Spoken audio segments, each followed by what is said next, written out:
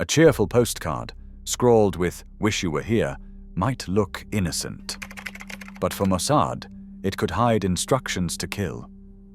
While tourists sent millions of cards home from Paris or Rome, Israel's elite spies learned to turn souvenirs into ghostly channels for lethal secrets. Why would one of the world's most feared intelligence services weaponize something so ordinary? The answer begins with a desperate need to disappear in plain sight. Mossad, founded in 1949, stands as Israel's foreign intelligence agency, reporting directly to the Prime Minister and charged with espionage and covert action well beyond its borders. Its agents operate in cities where every movement is watched, every stranger might be an informant, and a single mistake can mean exposure or worse. The agency's reputation was forged through missions that demanded both daring and absolute invisibility. In 1960, Mossad agents tracked down and captured Adolf Eichmann in Argentina. The team moved through Buenos Aires posing as ordinary travelers, using false identities and careful planning to carry out one of the most famous abductions in modern history. 2 decades later, Mossad agents ran a real tourist diving resort on the Sudanese coast. By day, they taught scuba lessons to unsuspecting European holidaymakers. By night, they used the cover of the resort to coordinate the rescue and evacuation of thousands of Ethiopian Jews, spiriting them out of danger under the noses of hostile security forces. These operations depended on blending in, adopting the habits and routines of ordinary civilians, and communicating in ways that would never raise suspicion. With hostile intelligence services always searching for signs of covert activity, Mossad's survival depended on channels that looked as harmless as a souvenir or a friendly greeting sent home. The need to vanish within the ordinary, to hide orders and updates in plain sight, drove the search for tools that could pass through borders and checkpoints unnoticed. Postcards flood the mailrooms of Paris, Rome, and Athens every summer, each one stamped with a cheerful view and a few bland lines about the weather or the local food. This endless stream of tourist mail forms a perfect camouflage. Among hundreds of thousands of cards sent daily from Europe's busiest cities, a single message can vanish in plain sight. Postal workers and censors, overwhelmed by volume, have no reason to linger over a note about sunny days or a wish for more gelato.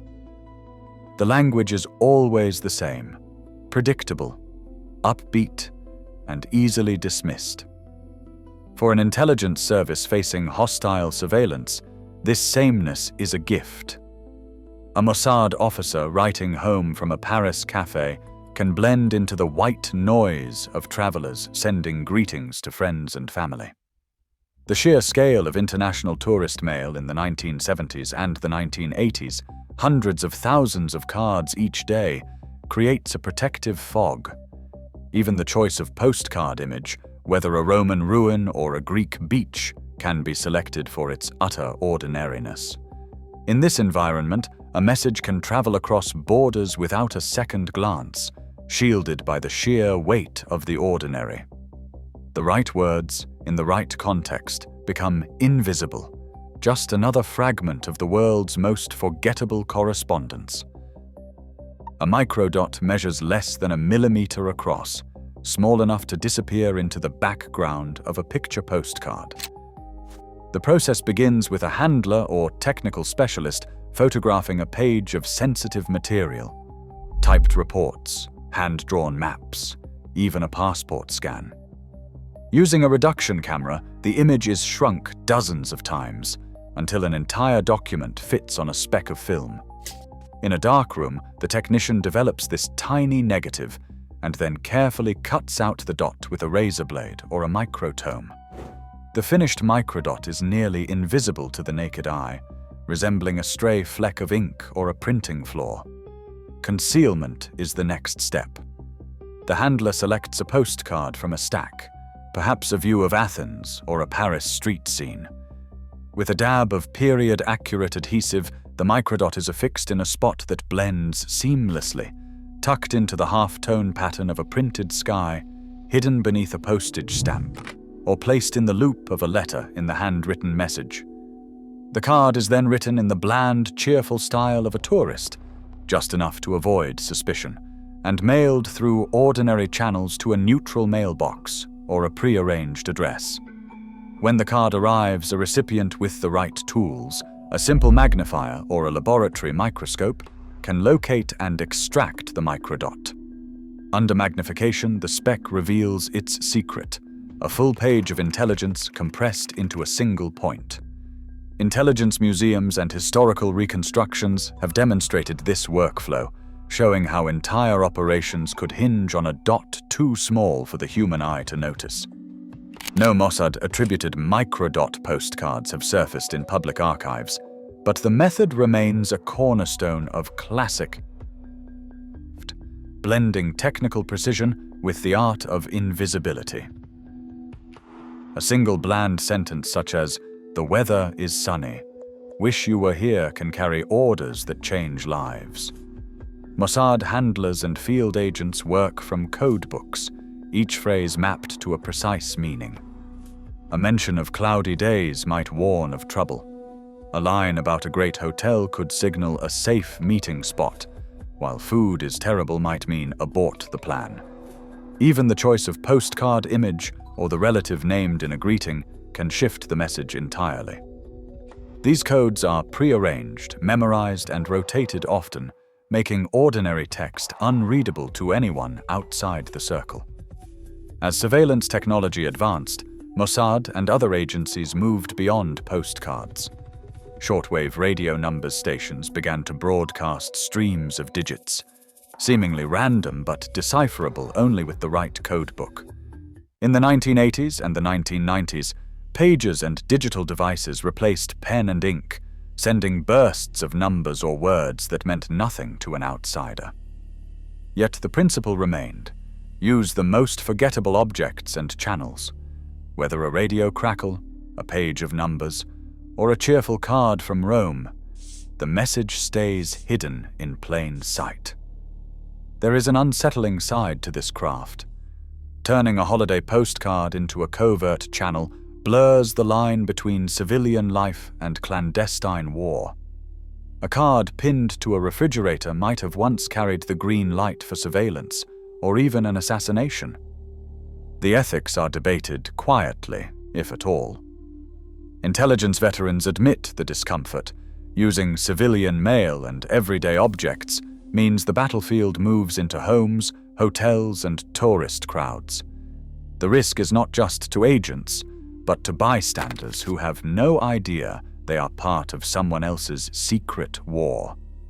For Mossad, and for every agency that follows this path, the ordinary world becomes both shield and weapon, a place where innocence is never quite what it seems.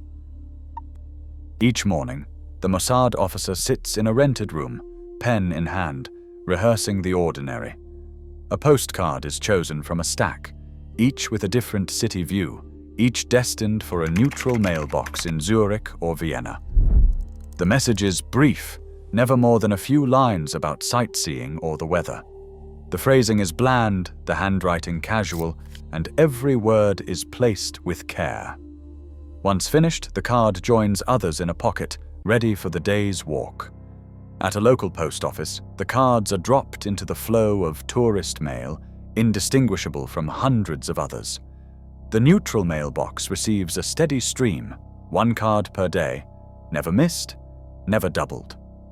Behind this routine, handlers track each arrival, scanning for subtle cues and hidden signals. The daily cadence masks the moment when a single card might trigger a critical decision. A handler in Zurich receives the day's mail, sorting through a stack of tourist cards. Most are routine, but one carries a phrase about the weather that does not quite fit the season. The handler consults the code book and matches the sentence. The meaning is clear. Proceed. Within minutes, a call goes out to a local support team using a pre-arranged phrase that sounds like small talk but carries weight. Surveillance teams are mobilized, a safe house is activated, and a target's schedule is adjusted. All of this turns on a single postcard, written in a rented room days earlier, now triggering a chain of actions across borders.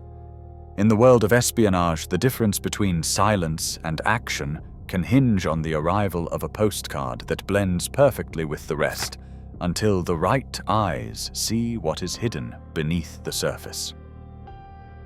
Today, digital surveillance tracks nearly every message, and intelligence agencies still seek new ways to vanish inside the ordinary. As technology advances, the true threat often hides where we least expect it. In a world of endless noise, sometimes the deadliest secrets still look like souvenirs. Share your thoughts below.